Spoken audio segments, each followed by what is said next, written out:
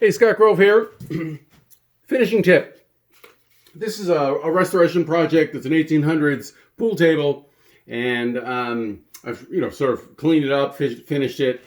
But I only stained it once, and I want the dimensions to pop a little more. And I could use something called a glaze, which is sort of an oil-based stain that you wipe on. It's slow drying, and you wipe everything else off, and the inside corners really pop, and you can kind of get transitions, and that's really nice.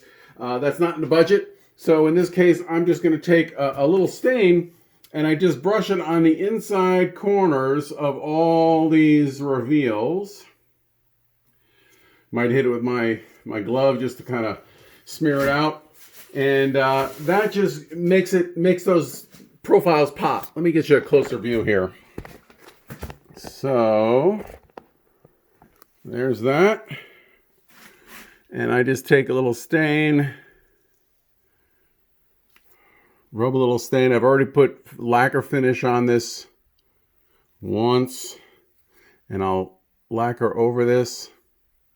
As I said, you can wipe these with your finger to kind of blend them in, but that just makes that profile pop a little more. So, tip of the day, okay, for your restoration projects, shadow the inside corners, make it pop.